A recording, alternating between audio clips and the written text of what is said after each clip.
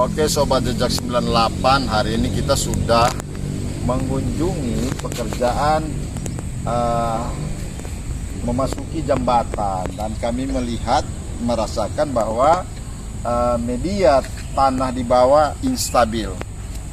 Jadi dia masih goyang-goyang. Nah ini diduga karena media bawah itu bekas rawa dan pasir itu tidak diganti. Mereka tidak menggali untuk memperoleh tanah dasar yang kuat, kemudian memasukkan material juga berkualitas sama dengan bawah, karena tanah ini juga tanah yang tidak berkualifikasi, misalnya seperti Domato.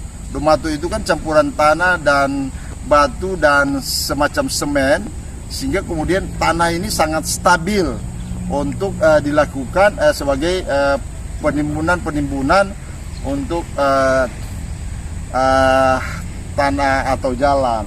Nah ini ternyata ini tanah murni, tanah kualitas rendah yang selalu instabil.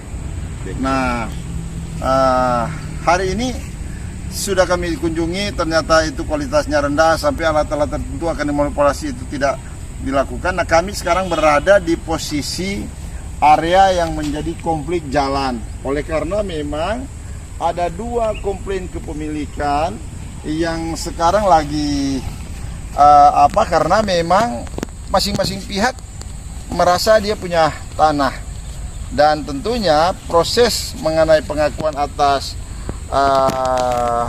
tanah itu harus diuji lewat pengadilan.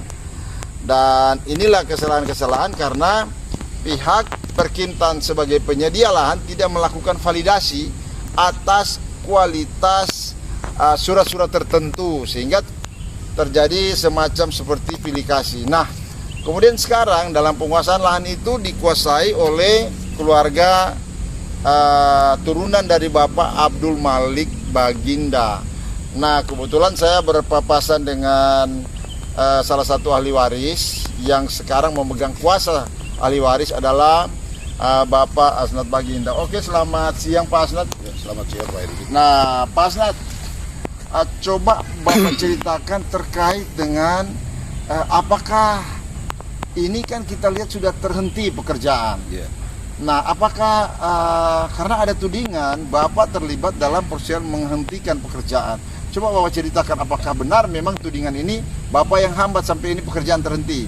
Ya, terima kasih Pak Hendrik. Jadi biar dunia tahu ini bahwa kami di sini sebagai ahli waris atau keturunan dari Dotu, dari makam yang dikuburkan di sini, ya sudah hak kami itu, kami memiliki dasar hukum bahwa ini tanah juga milik kami. Ya. Nah tiba-tiba dalam proyek Jalan Lanjutan Boulevard 2 ini, Dinas Perkintan atau bagian pengadaan panitia pengadaan lahan membayar ke Herman Taneng dan Santi Sisilia Taneng yang memiliki dasar sertifikat tahun 2003. Tetapi dipertanyakan, mereka tidak pernah menguasai di sini, bahkan batas-batas tanah pun mereka tidak tahu, bahkan gambar yang ada di sertifikat mereka itu persegi, tidak sesuai dengan keadaan di sini. Keadaan di sini adalah trapesium lebar belakang yang sesuai dengan gambar yang sesuai di register yang kami miliki. Oh, jadi ini gambar atau kartanah ini berbentuk trapesium ya? Trapesium. Itu Bapak sesuai enggak dengan yang catatan atau surat keterangan yang Bapak miliki atau tidak Pak? Itu sudah sesuai, bahkan kami kemarin sudah melakukan uji petik bersama Dewan DPRD Provinsi, pihak kepolisian Polresta Manado, pihak Perkintan, pihak Balai Jalan, semua pihak yang terkait melakukan uji petik di sini, dan ternyata keadaan lokasi atau objek di sini gambarnya trapesium, bukan sesuai dengan gambar yang ada di kami Bapak miliki. Nah, sedangkan itu di tercatat pada register apa atau register Desa Molas tahun 1972 dan ada surat keterangan kepemilikan tahun 1959 85 dari hukum Tua Molas. Ya dulunya ini kan desa, masih masuk Kecamatan Wori dan Kabupaten Minahasa. Itu subjek objeknya dijelaskan dan batas-batas tanah pun dijelaskan dalam surat keterangan itu, serta termasuk di dalamnya ada isi pohon kelapa, buah-buahan dan kuburan leluhur Jadi kami. keterangan itu jelas mengenai seluruh isi lahan maupun bentuk gambar itu sama dengan Iya. Oke. Nah, setelah itu kami mengambil langkah upaya hukum melaporkan ke pihak kepolisian.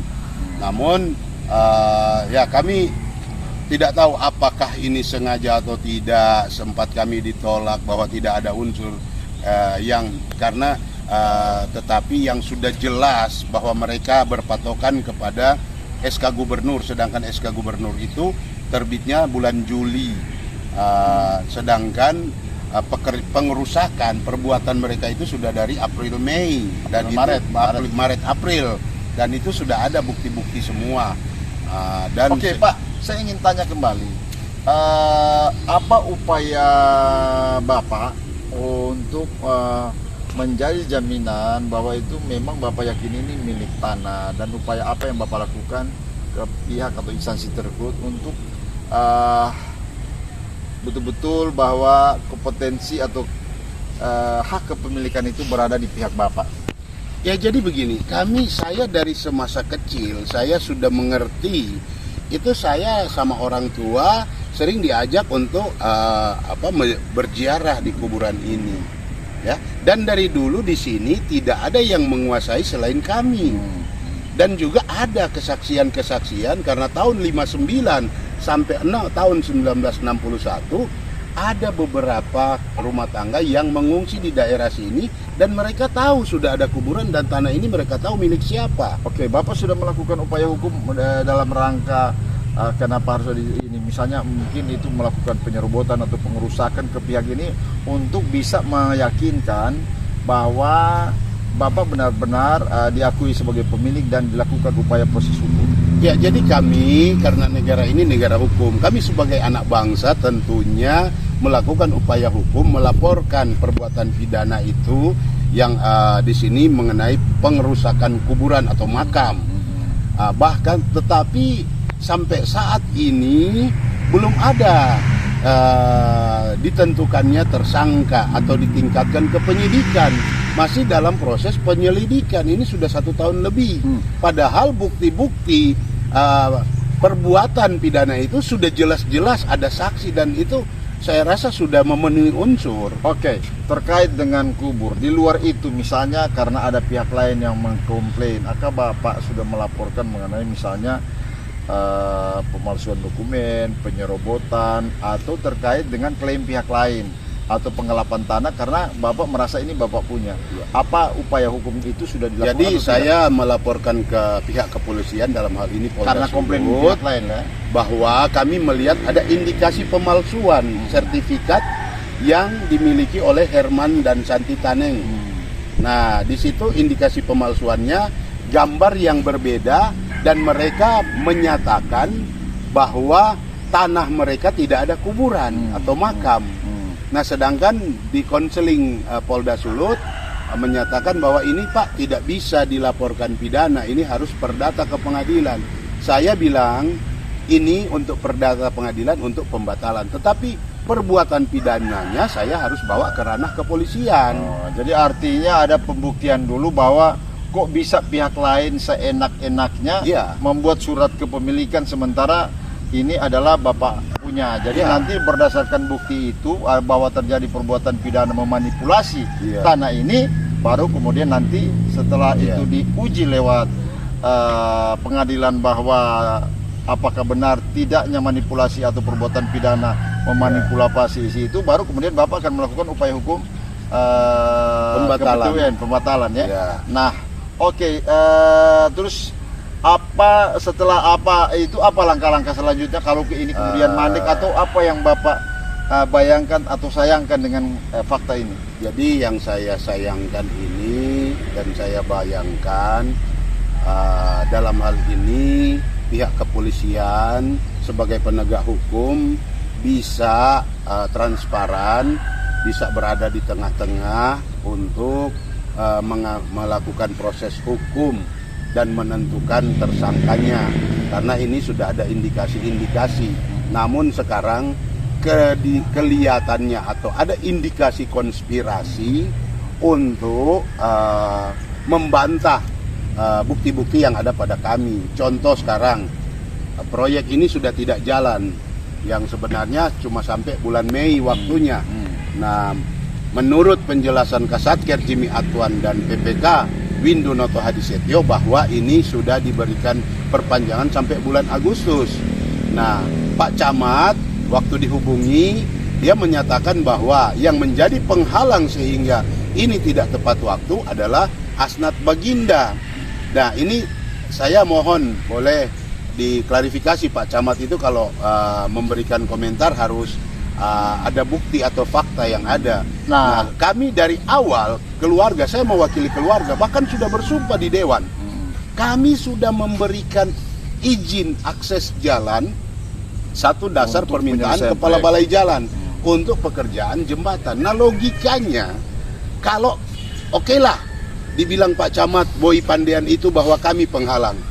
Kalau itu jembatan sudah selesai, ya itu logika bisa dibenarkan. Ini pekerjaan jembatan yang kami tidak hambat, ini saja belum selesai.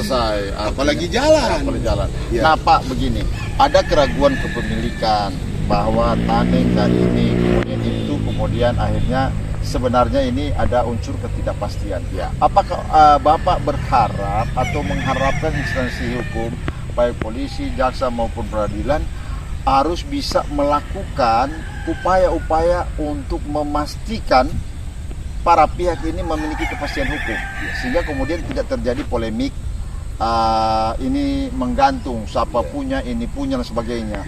Nah, harusnya mereka melakukan upaya kepastian dengan menyelesaikan konflik ini sampai ke pengadilan. Nah, apakah sudah sampai sejauh itu proses ini berlaku dengan para pihak ini? Ya.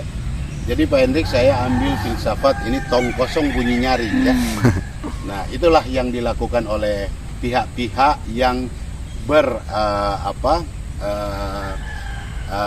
bersatu untuk menyatakan melakukan pembohongan atau konspirasi busuk, sehingga mereka berusaha menggunakan preman, menggunakan kepolisian, menggunakan Pol PP yang tidak pada tupoksinya. Nah, jadi mereka mengaburkan kepastian hukum. Mengaburkan kepastian hukum dari kami. Yang sebenarnya ini sudah jelas-jelas bahwa Herman Taneng dan Santi Sisilia Taneng menyatakan bahwa tanah mereka tidak ada kuburan dan gambarnya berbeda. Nah, sekarang logikanya kalau memang ini, kenapa saya laporkan pidana di Polda, Kepolisian Polda Sulut? Karena di dalam sertifikat itu tidak tercantum bahwa di dalam objek itu ada kuburan. Jadi artinya mereka harus respon supaya ada kepastian hukum para pihak. Itu yang kami harapkan, karena negara kita ini adalah negara hukum. Kami juga sebagai anak bangsa. Kami kalau mau melayani, melakukan seperti hukum rimba di sini, mungkin sudah ada tumpah darah di sini. Tapi ya kami ini mengerti hukum. Yang seharusnya instansi hukum segera bertindak ya, supaya jangan digantung-gantung. Malah saya sampai sekarang ini belum ada kepastian hukum.